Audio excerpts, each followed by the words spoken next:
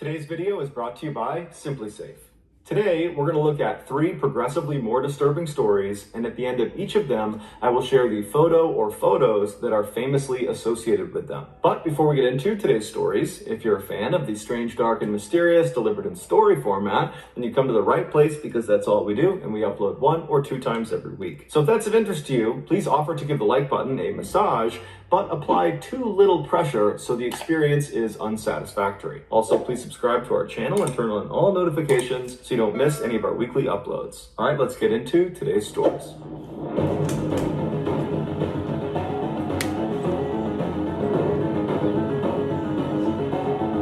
Dice roll, dice roll.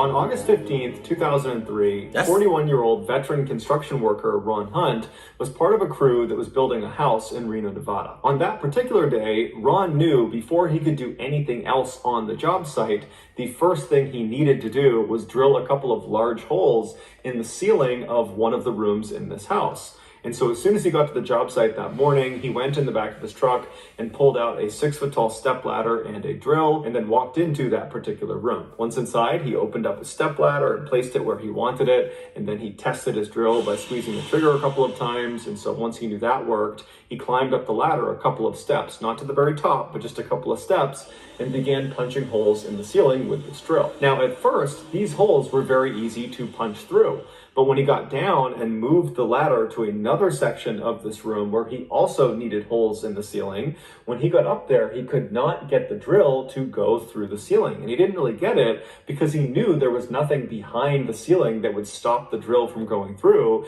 And it was just wood, so it really should be going through. And so he decided he just needed a little bit of extra leverage. He needed to really press on the back of this drill while he's pulling the trigger. And so instead of standing on the second or third rung of the 6-foot-tall stepladder, he walked to the very top of the ladder, the kind of dangerous section you're not supposed to stand on any ladder.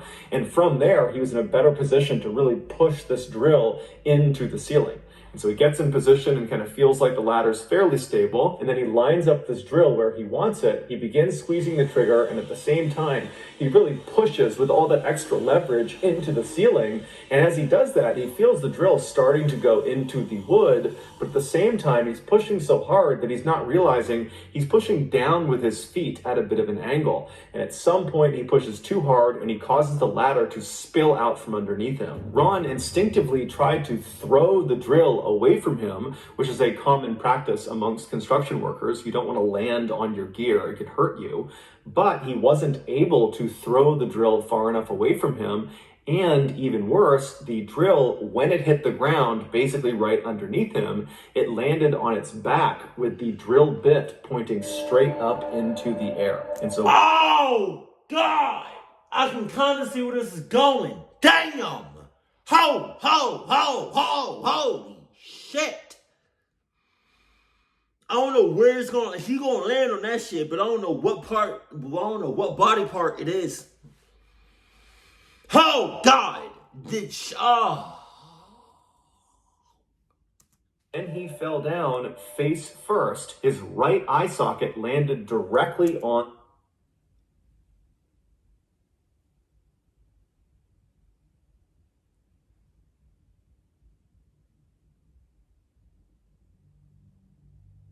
He's dead. He's dead. He has to be dead. If he is not dead, God himself was on his side. It was not his time. The drill. And so this 18-inch long, damn, 1.5 inch in diameter drill. 18 inches. 18, hold on. 18 inches? 18 inches. Hold on. 18 inches.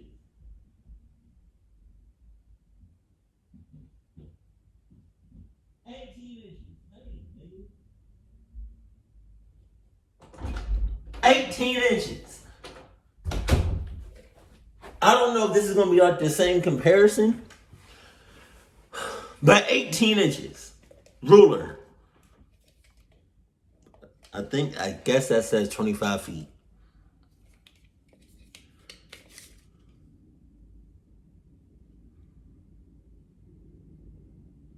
Oh, okay, it is 25 feet. 18 inches.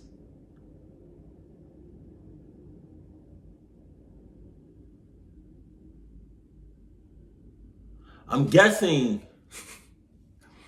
this is like when the dumbness comes out. I'm guessing each, what's the name, is an inch. So 18 inches. That's this. 18. Just, you're lying. This is 18 inches? You're lying. This is 18 inches?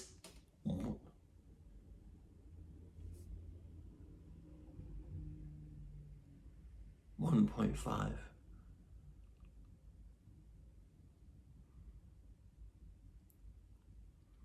3.8. I don't.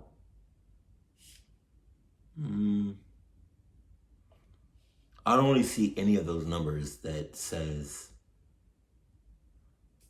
Okay, but 18 inches. This. God, that went right through. God damn. It impales his head, goes right through his eyeball, goes through his skull, and punctures out the back of his head.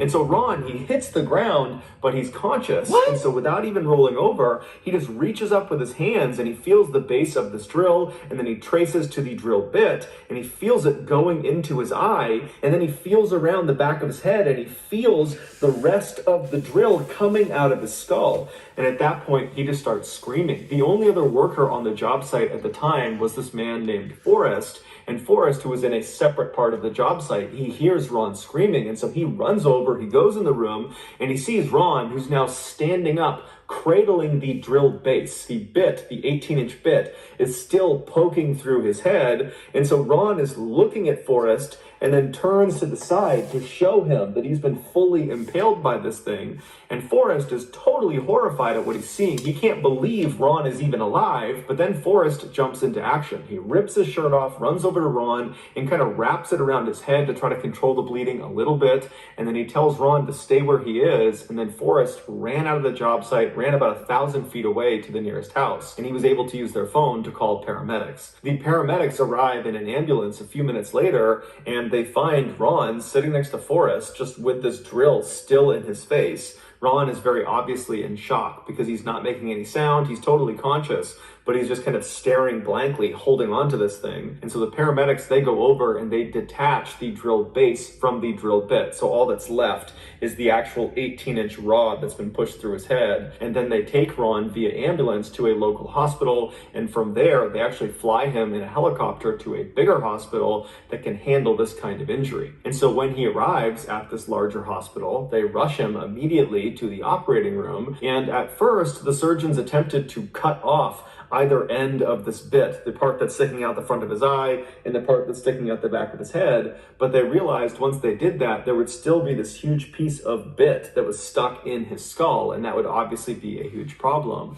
And so after thinking about it, they decided their best bet was just to unscrew the bit from his head. And so they gave him some morphine, and then over the next couple of hours, the doctors slowly twisted this piece of metal until it finally unwound itself out of his skull. And apparently, as they were doing that, Ron, who was so high on painkillers, was cracking jokes about how somebody needs to come in here and take a picture of me. I probably look so great. And so miraculously, Ron would survive, and he would not even be paralyzed. The worst thing that happened to him is he lost the sight in his right eye. But all things considered, Ron is okay with that. The surgeons would tell Ron that the only reason he didn't die or get paralyzed is because when that drill bit went into his skull, it kind of pressed his brain aside as it passed through. Had it punctured his brain when it went through, that almost certainly would have killed him, but by some unbelievably slim chance, it did not, and he survived. Here is Ron's X-ray.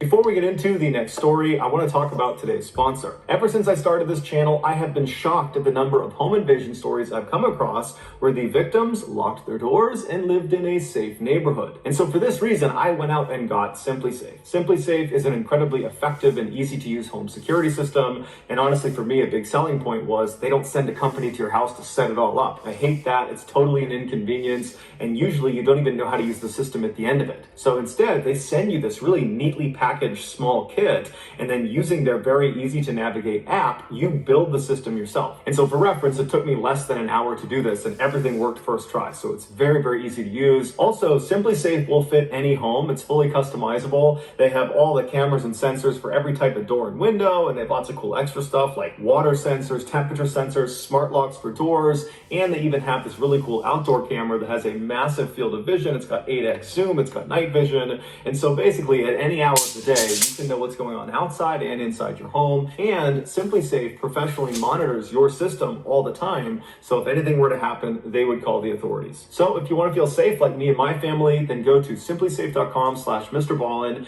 If you sign up with that link, you can get at least 30% off when you get your SimpliSafe system. All right, back to the stories. In 2009, 15-year-old Christina Grimmie finally caved and made her own YouTube channel. For years, her friends and family had been begging her to do this because Christina had this incredible singing voice that they wanted the world to hear. But Christina had always been hesitant because she was a bit of an introvert. But that year, Christina was feeling more outgoing, and so she took the plunge. She makes this channel, and in July of that year, she uploads her first 2 songs. They were both cover songs, and she was really proud of them, but when she uploaded them, they didn't get very many views. And so Christina probably was not very excited about making more videos. But a month later, she found herself really enjoying the song Party in the USA by Miley Cyrus. And so she was singing it all the time and humming it all the time. And so finally she said, okay, I'll just film myself covering that song. And so she records herself singing the song. She uploads it to her YouTube channel, her 3rd video. And she thinks no one's going to see it because her first 2 videos, no one really saw. But this video is different. It went viral almost immediately, and millions of people saw it, and they loved it. Christina couldn't believe it, even though her friends and family had been telling her all along, you have this great voice, you gotta share it with the world.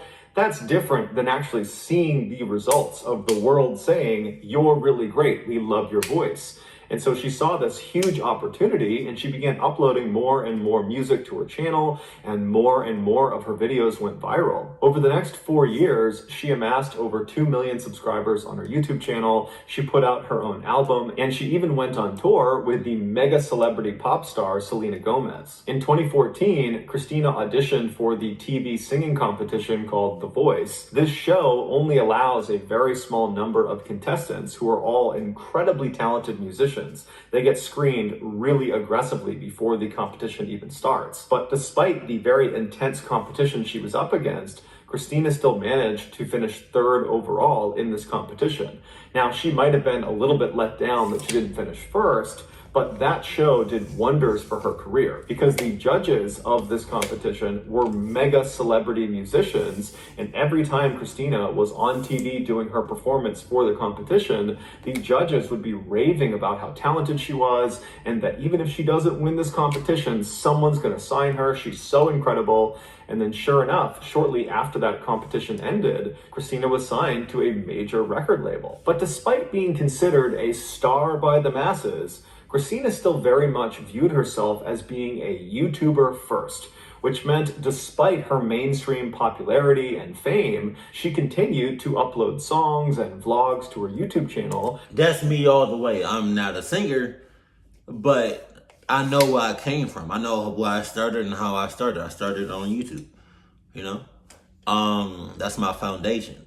So for as long as YouTube is going to be on, live and popping and whatnot, even if something years later comes out, if something better comes out if something comes out that's better than YouTube, I'm still going to upload on YouTube. That's my foundation. That's where I started from. I say that to say this. Like, I'm an actor, right? And one of my goals is to become a well-known professional SAG actor and making a living off of it. That's going to be one of my sources of income. But no matter how big I get, I'm still going to upload and do reactions on YouTube.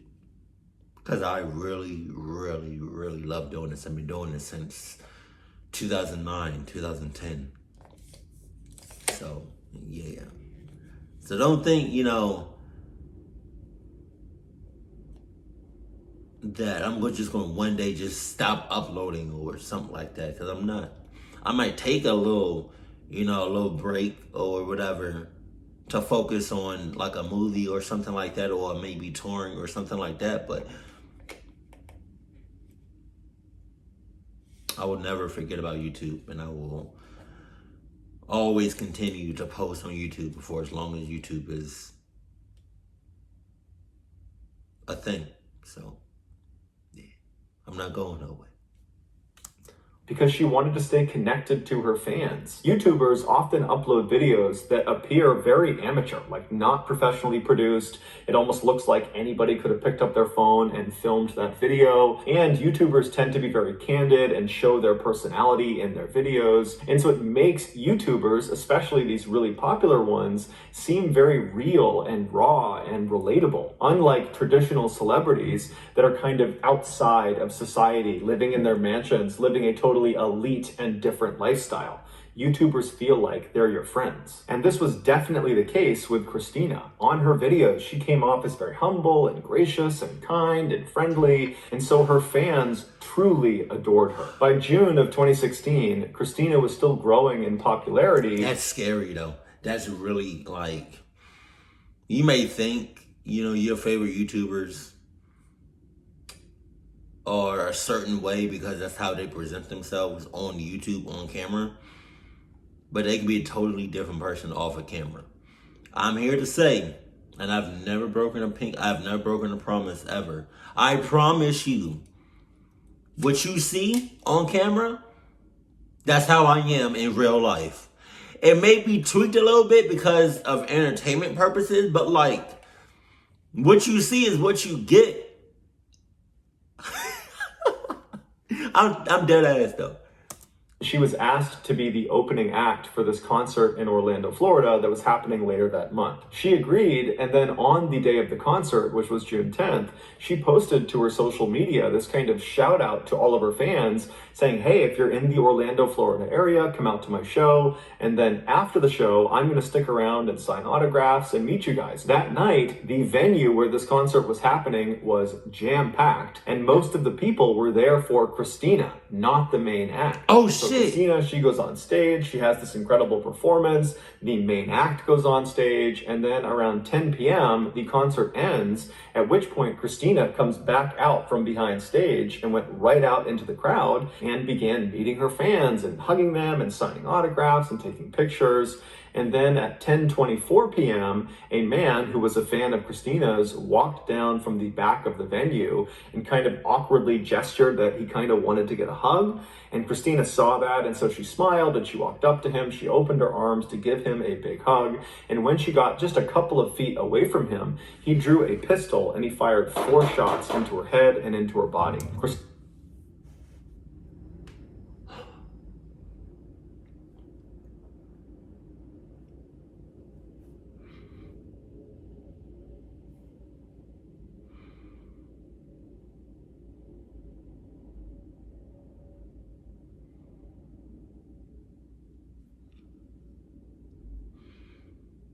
And that's the reality of it. I'm not saying that happens all the time, but like,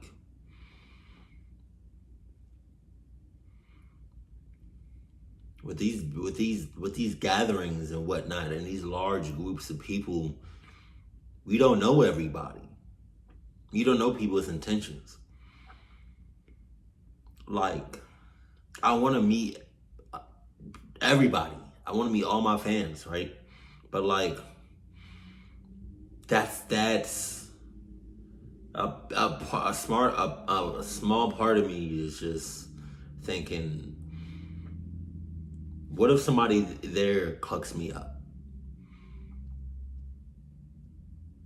That's why I don't really like going to concerts like that, or going to festivals like that, or carnivals, or just big gatherings, because you don't know what people's intentions are. That's scary as hell. You could have a gathering of like 50 people, and out of 50 people, one person might blow the whole shit up. Like, you don't know. You don't know. You do not know. Damn.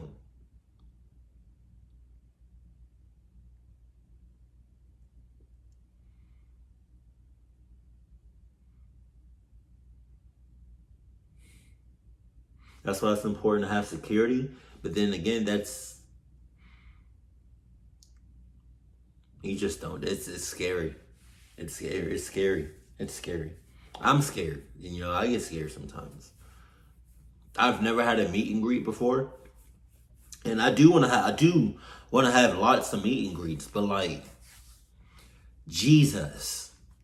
His brother, Mark, he was standing right nearby and he saw the attack. And so he tackled the shooter and he was trying to get control of this guy. But at some point, the shooter managed to wriggle free. And then he stood up and he kind of walked backwards until he was literally up against this wall, looking at the sea of people that are totally horrified. People are screaming and running and no one knows what he's going to do next. And then the shooter just raises the gun, puts it to his head, and pulls the trigger. There were people in the audience who were medically trained who rushed over to Christina and they began performing CPR on her, but there really wasn't anything anyone could do.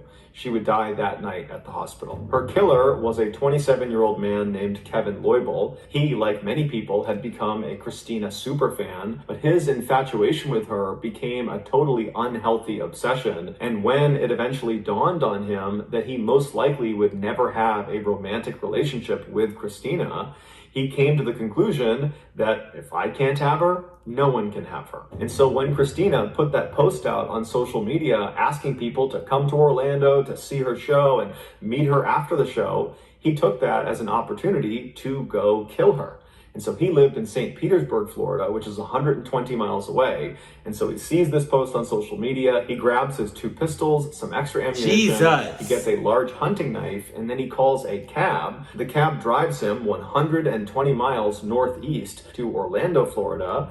And then he gets into the venue with his weaponry because there weren't metal detectors and no one was frisking people as they came inside. And so he was in the back of the venue during the show. And then when it was over, he kind of lingered back, allowing other fans to go up and, kind of mob Christina. And then when there was a lull and there were less people down there with her, he strode right down the aisle and he ended her life. Here is a photo of Kevin standing in the back of this venue just moments before the show came to an end. You mother clucker. God damn.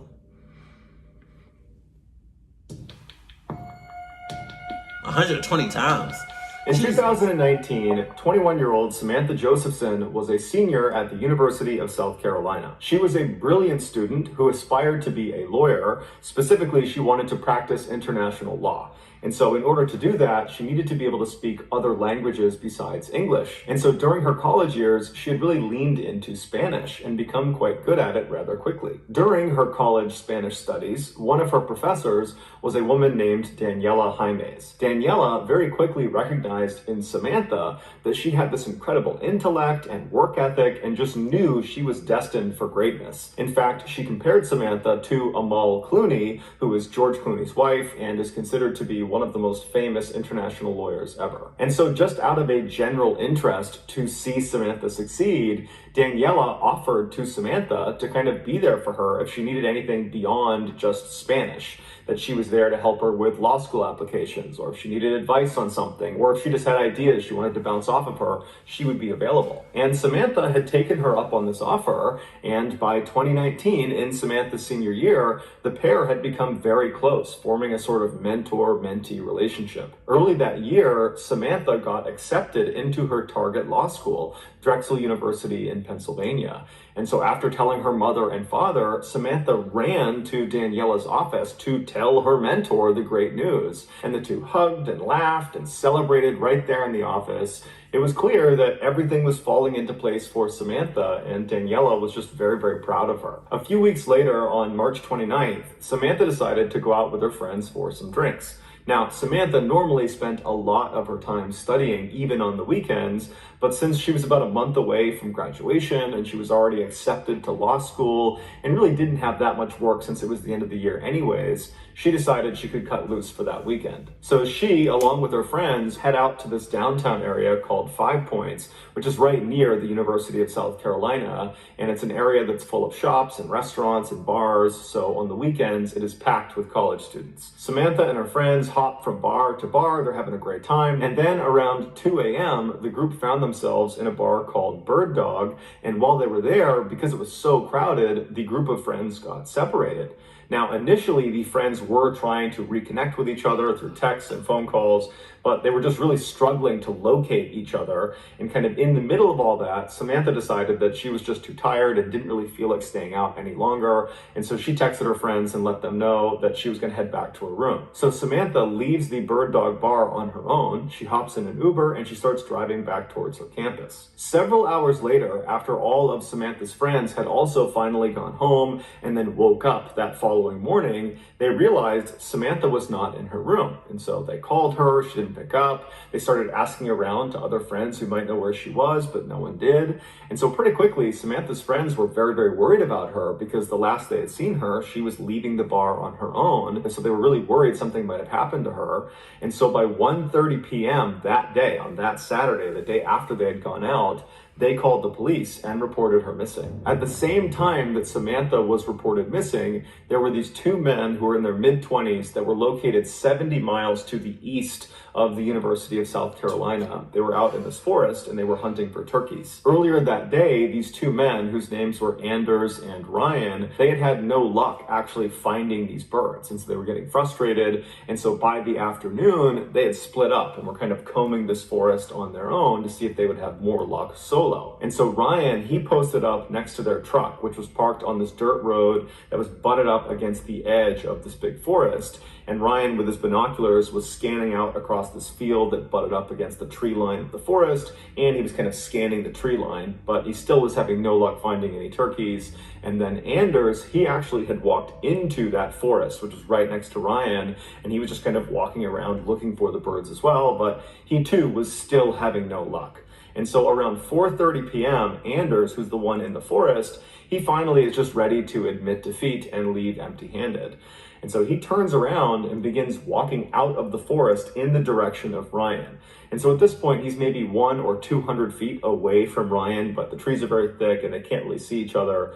And so Anders is just kind of walking in that direction. He's not looking for birds anymore, so he's not scouting around. He's just kind of looking straight ahead. And as he's walking, something catches his eye off to the left behind some trees. It was pretty far away, but he instinctively turned and looked, and he couldn't really tell what it was. It wasn't a turkey, but it wasn't anything that should have been in the forest. And so he decided he would go get a better look. And so he turned away from Ryan and went left and started cutting through the trees. And he kept walking until his view of this thing was no longer obscured by trees. And when he got a full look at this thing that had caught his attention, he stopped where he was. He yelled for Ryan, who couldn't see him, but he yelled for him to come into the woods and look at this. And as Ryan is running into the forest to see what's going on, Anders is pulling his phone out and calling the police. When the police finally show up, they find Anders and Ryan, and they're very shaken up, and they're sitting on the back of their truck on that dirt road where Ryan had been. And so the police pull up to them, they speak to them and get directions of how to get to what they saw inside of the forest. And then the police officers walk into the forest, they follow the directions, and before long, they're looking down at Samantha. 14 hours before her body was discovered, Samantha left the Bird Dog bar and walked out front where there's lots of other students, and she walked to this corner of this road right in front of her, and she hailed an Uber. And then the Uber car pulls up, she hops inside, and then the car backs up and drives away.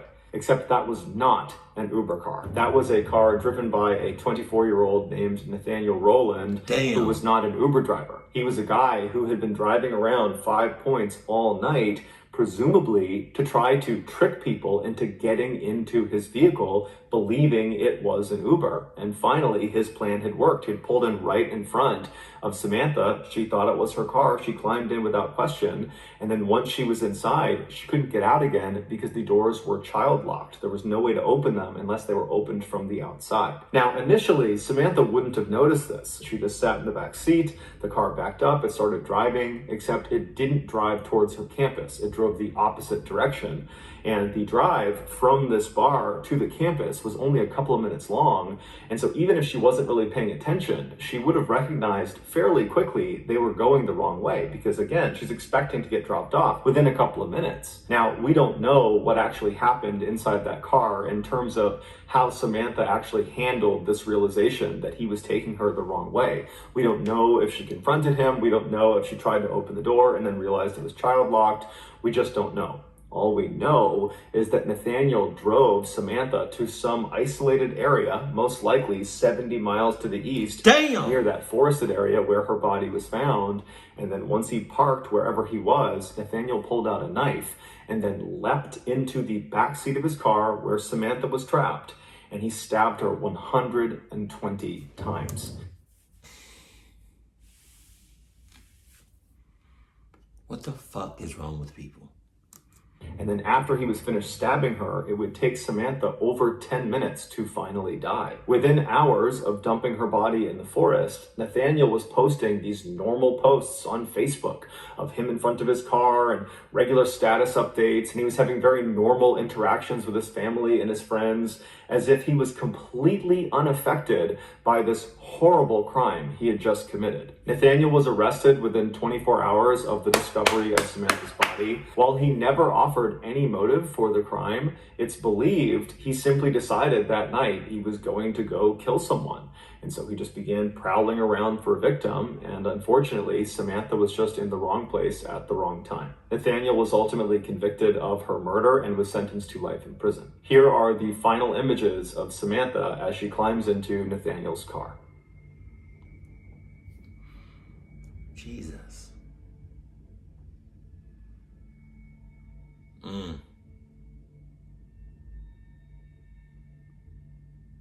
So that's going to do it, guys. If you found the secret in today's episode, let us know in the comments section what it is and where you found it. So give us the timestamp. And if you're the first to do that, we'll pin you at the top of the comments section.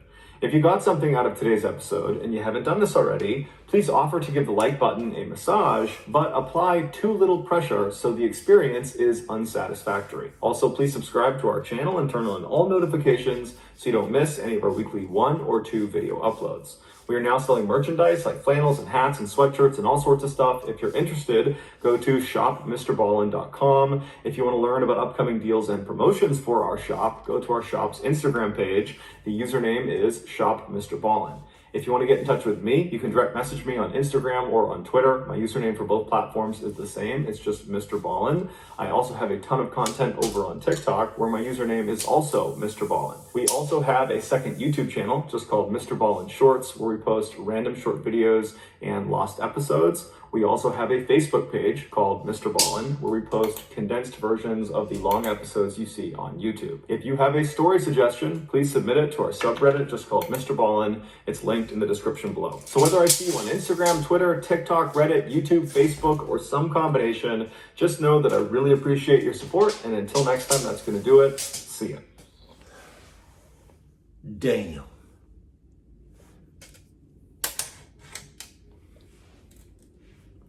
Oh my God.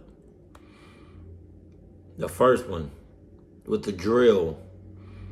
Jesus. That's like 1 in a million. Man. I did not think I mean, now that I think about it, when something happens and you fall or whatever, you got an object in you. You got like an object in your hand, or like the drill was in his hand and he fell. It's very smart to throw that shit away. But unfortunately, he didn't. Jesus. I'm gonna look into but they already kind of spoke on like that gathering about the second story about the what's her name?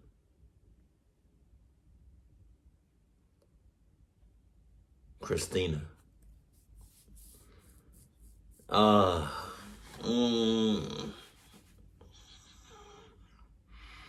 Like I really do want to meet you all, but like I don't know everybody's intentions.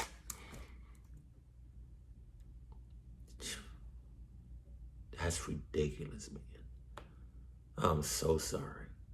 And I'm especially sorry for what's her name? For the last girl with the Uber. To have a friend or a family member that does shit like that, but then when you all talk or when you all link up, it's just like a regular, a regular day, a regular conversation. It's just like a regular, you just talking regularly, not knowing that he just committed a murder. Like,